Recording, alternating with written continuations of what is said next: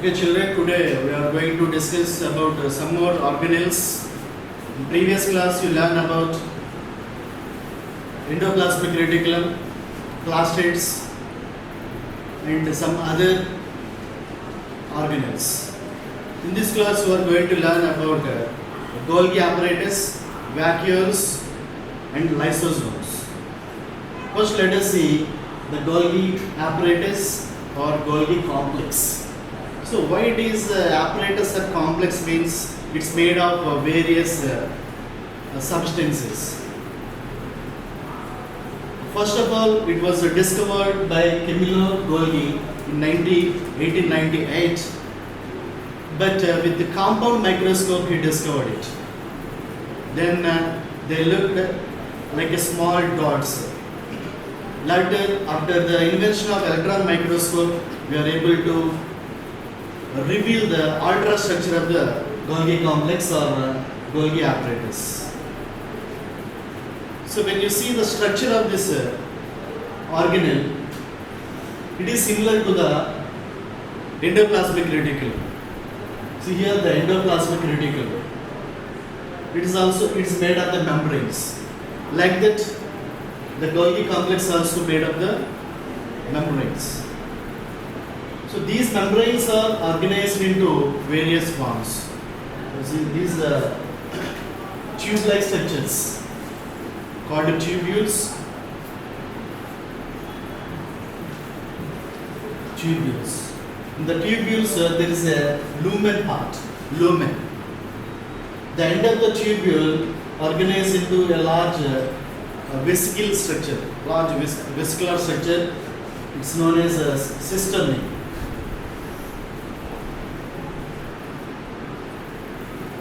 Cistern. At the end of the cistern, you can observe vesicles, spherical vesicles. These are called. The spherical structures are called vesicles. These are fluid filled. Let us see how the Golgi apparatus works to carry out the various life process. The Golgi complex, different materials are synthesized. Protein synthesis by ribosomes, lipid synthesis by small endoplasmic reticulum. After synthesis, these materials should be transported to other parts of the cell. So before transporting to other region or towards the plasma membrane, they reach first Golgi apparatus. In the Golgi apparatus, these materials are slightly altered. That means packing of substances takes place. Packing of substances. That means their structure is slightly altered, which are suitable to function later. Next one. Another function of Golgi complex is secretion. Secretion of various substances like enzymes, hormones, and the cell wall material. Cell wall material like lignin, cellulose. So like this, the required materials are secreted from the Golgi complex. From the production part, the substances reach the Golgi complex, they are altered there, from there they are secreted into the cytoplasm.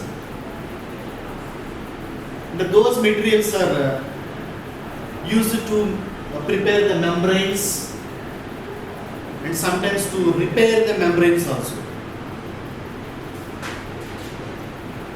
And the material that needs to be removed from the cell reach the plasma membrane. And from plasma membrane, that unwanted material move out. That is called exocytosis. So packing of various substances secretion of various substances are the function of Golgi complex. In which organs these Golgi complex present mainly?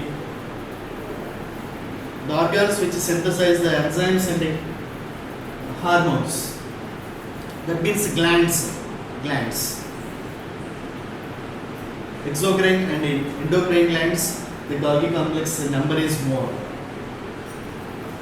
Understand? So the function of Golgi complex linked to the endoplasmic reticulum and the nucleus. Next one.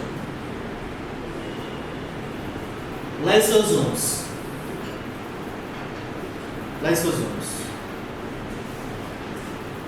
Here you can observe the dot-like structures in the cytoplasm. They are present in both plant cells and animal cells, mostly in animal cells. Usually organelles have the two membranes in eukaryotes, but the lysosome have a single membrane. Here you can clearly see the single membrane made of lipids and proteins, lipoproteins. So inside there is a fluid, and the fluid you can see enzymes. These enzymes are known as hydrolytic enzymes.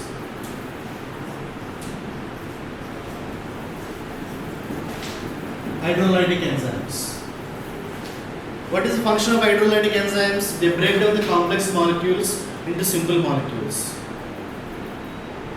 They are similar to enzymes which participate in the digestive system.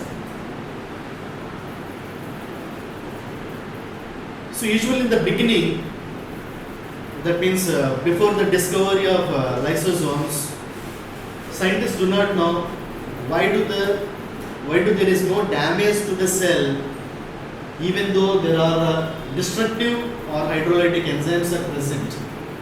Actually, these hydrolytic enzymes can digest or destroy the entire cell.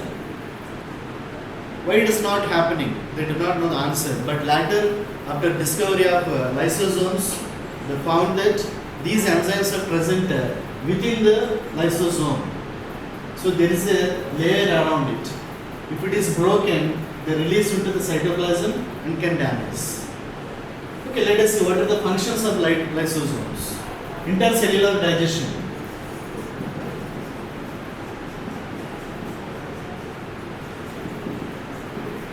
Intercellular digestion. You know the proteins and the lipids synthesized within the cell, and even carbohydrates also reach the lysosomes, and inside the lysosomes those nutrients are digested and they are used by the life process of the cell. Not only that, the foreign substances that enter the cell are also destroyed by the lysosomes. Foreign substances means some toxic materials, virus, bacteria. They enter the lysosome. So whenever they enter lysosome, whenever the foreign substances enter the cytoplasm, they are recognized by the lysosomes. Around these foreign substances, that means virus and bacteria, the vacuole is formed. The lysosome enters the vacuole. As the lysosome consists the destructive enzymes, they can break down this virus and bacteria. Understand? They can break down the virus and bacteria. Later, this vacuole reaches the plasma membrane and rupture there, and it moved out. Phagocytosis. This process is called phagocytosis process. Phagocytosis. Understand? The destruction of foreign materials by lysosome is phagocytosis. And the removal of the substances out the cell is exocytosis. Exocytosis. So during in some phenomena, like whenever the cell is infected by the virus and bacteria, or when the cell is aged, what happens means the lysosome, the membrane around the lysosome break down. What happens then? If the membrane around the lysosome broken, what happens? The hydrolytic enzymes release into the cytoplasm and it destroy the entire cell. So here, during the diseased condition or whenever the cell aged, the lysosome is destructing its own cell. Hence, simply some people call it as a suicidal bag of cell.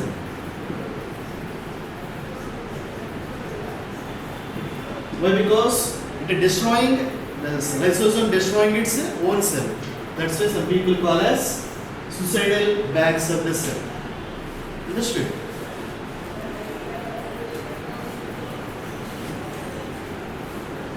So let's have a glance at one more organelle, that is a vacuole. This vacuole mostly found in plant cells.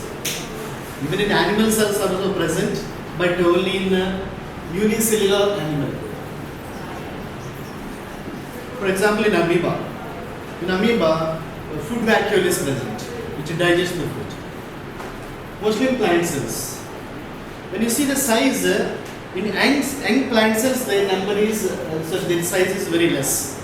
The number is more. But whenever the plant cell become mature, all the small vacuoles fuses and form a single vacuole. Sometimes the vacuole occupies entire the cytoplasm, entire the space within the cell. So what are the functions? Let us see. Before that, there is a membrane, single membrane around the vacuole.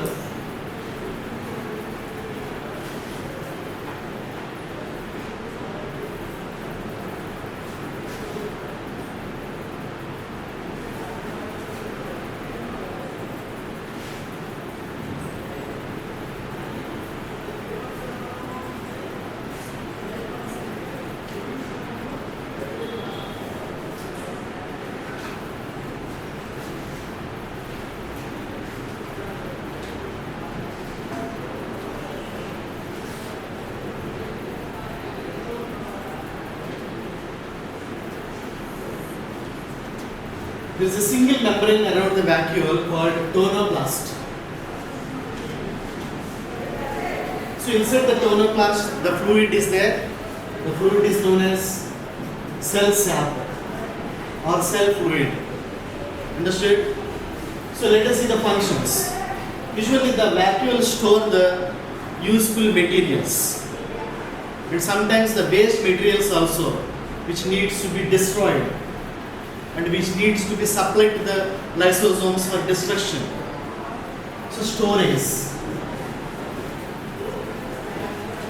of the waste materials and the storage of nutrients like proteins, carbohydrates and fats. These functions are good. In plant cells, one more unique function it performs, that is maintaining the hydrostatic pressure or turgor pressure.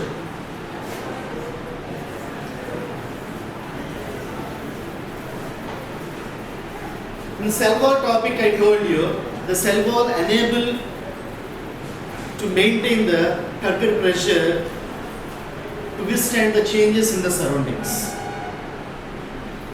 At the same time, vacuole also do the same. So what's happened means the cell sap inside the vacuole apply the pressure on the plasma membrane. This is outward pressure.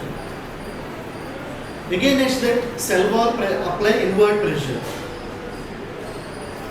So by this way, the cell wall and vacuole helps to maintain a perfect shape of the cell, and it helps, and this turgor pressure helps to withstand any changes in the surroundings. But it's not possible in the animal cells. That's why they cannot withstand the changes in the surroundings. The cell loses its shape. For example, in humans, the RBC ruptures when the fluids enter the cell. So by maintaining target pressure, it helps to withstand the changes in the surroundings. Understand, this is about vacuum. Okay children, till now we have discussed about the cell, its functions and its structure also. Already you know that the cell is the basic unit of life, isn't it? That means every living thing is made of cells. Every living thing means even plant cells and animal cells. So to make this generalization, several attempts and several studies happened. So when was the cell discovered by Robert Hooke?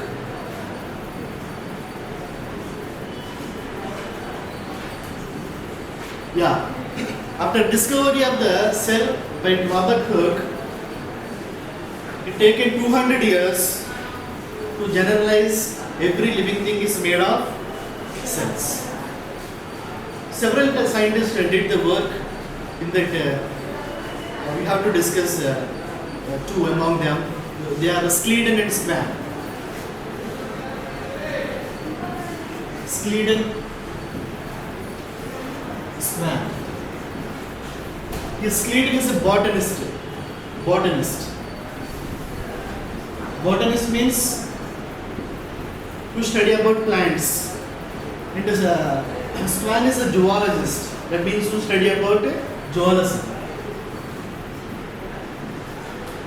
So first Schleiden found all plants are made of cells, and next Swan said that all animals made of the cells.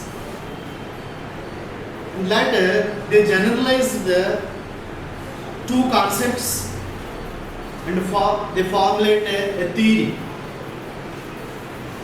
that is cell theory. In 1838, in 39 they proposed a cell theory.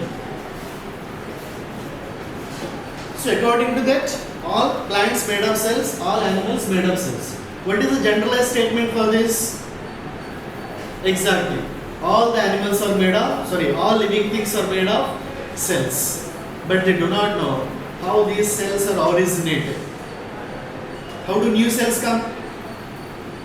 You are growing, right? You are growing. How it is happening? By the addition of new cells. How do new cells form? By which process? Actually, they do not know the process of formation of new cells. Do you know the process? Yeah, cell division. Cell division. It was discovered by Virchow, Rudolf Virchow. So Rudolf Virchow in 1855 he said that the new cells come from the pre-existing cell. Look here, this is the mother cell. Understand? The mother cell divides and form the daughter cells. And this process is called cell division. Cell division. So Rudolf Virchow said that the new cells come from the mother cell or pre-existing cell. So he modified the cell theory which was proposed by Schleiden and Swan and add this statement also. So now there are two statements in the cell theory. What is the first one? All living things are made of cells. The second one is the new cells come from pre-existing cell or mother cell. Understood? So in this lesson you learned about the differences between plant cell and animals, and you will learn about various organelles, their structure, their function, and finally you learned about how the new cells come from. In this way you might have some idea about the diversity of organisms. Okay?